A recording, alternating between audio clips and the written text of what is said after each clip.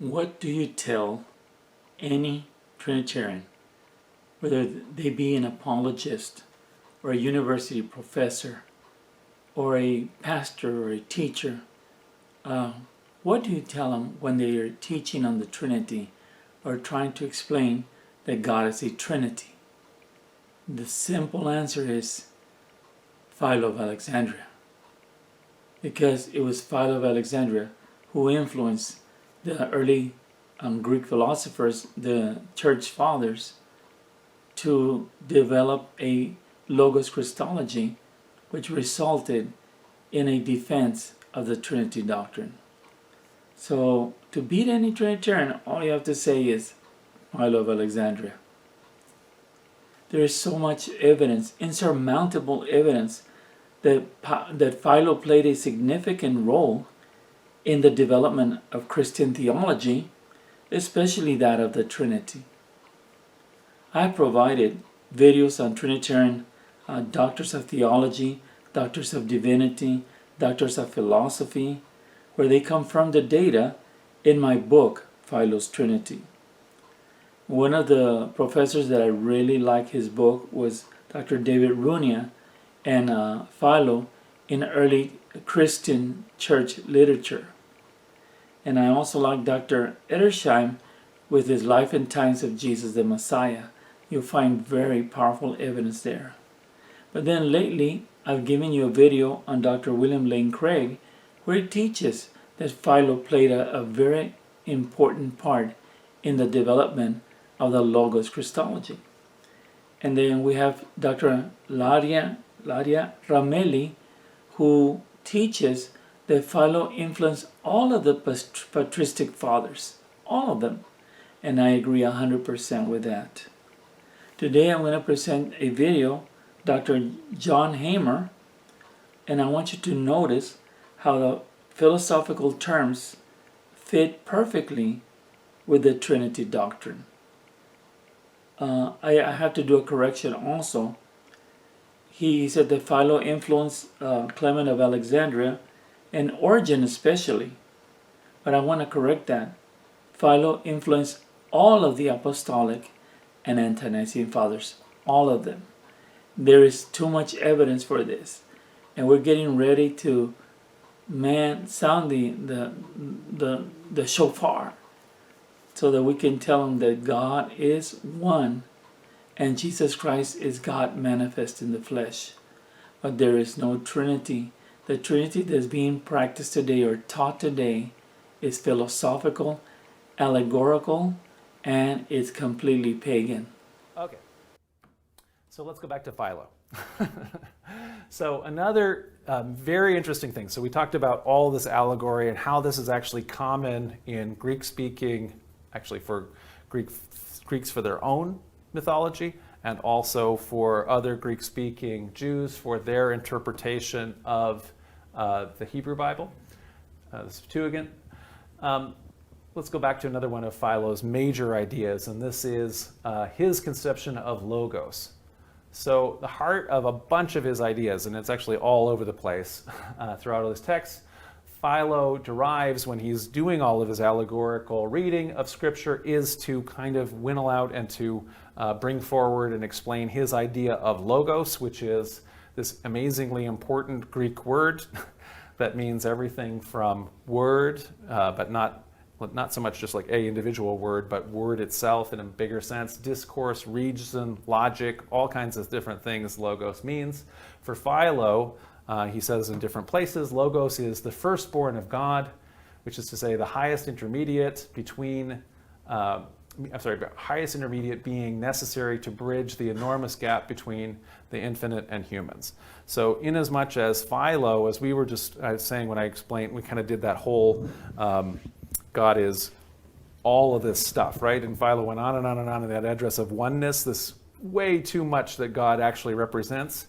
To get between God then and then individual guys like Philo and me, there needs to be then some kind of intermediary so that we can kind of, even understand, have some kind of connection.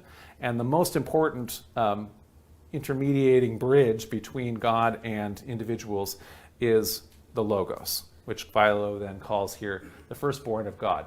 Is that So, the form? is what? He would equate the logos to the form? Yes. Could you repeat the question? The question is, does Philo call the logos a form, or the form, and he does at some point or other equate it with the form of forms. So for him, it's not the ultimate. The ultimate is essentially God, and then this is the next one. So it's like.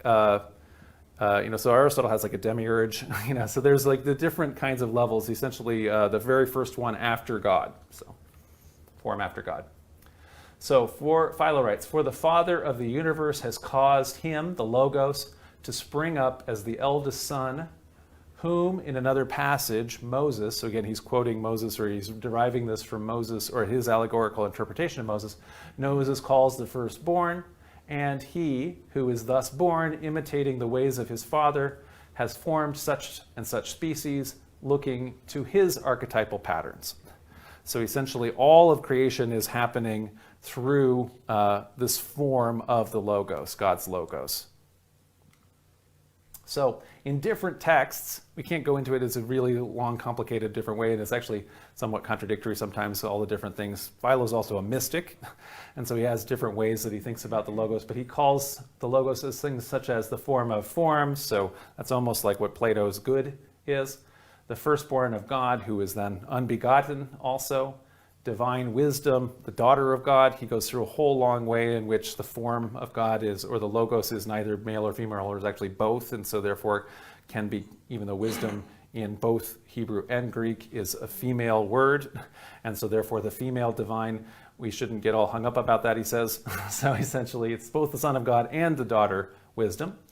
And a second hypostasization of God.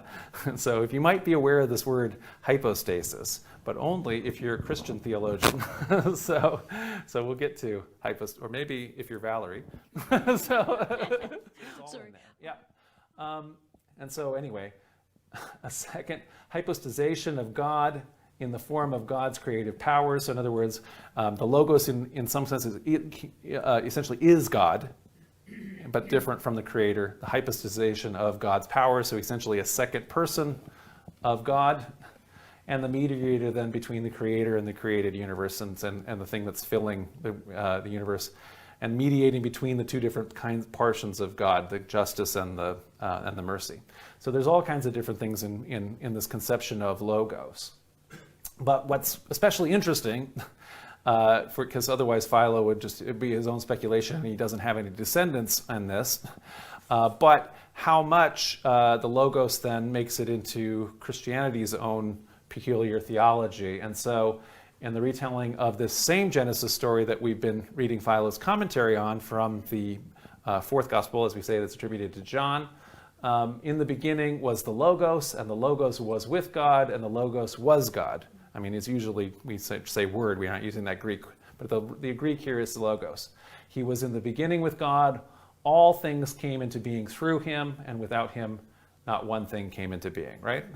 And so it's almost the same, in that portion of it, the same idea of the Logos, and in this case, this hypostasis of God, who is God, right, is with God and is God, then is understood the second person of the Trinity to be Christ in Christianity, right? So it's possible but uncertain whether Philo was read by the author of John, and also the letters. There's a bunch of different stuff in it that kind of indicate they're kind of akin to some of Philo's stuff. The letter to Hebrew and or Paul, even we've seen have some things. There's nothing though that shows literary dependence, so they're not quoting him or anything. However, Philo's work does influence very important schools of early Christian thinkers, including Clement of Alexandria and his very brilliant student Origen of Alexandria, who's really the first super great Christian theologian and also amazingly prolific and influential.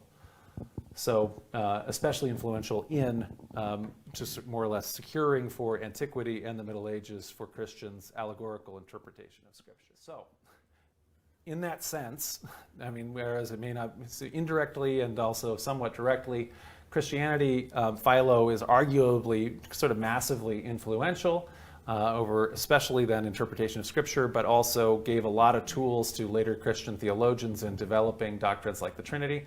What kind of influence did Philo have on Judaism?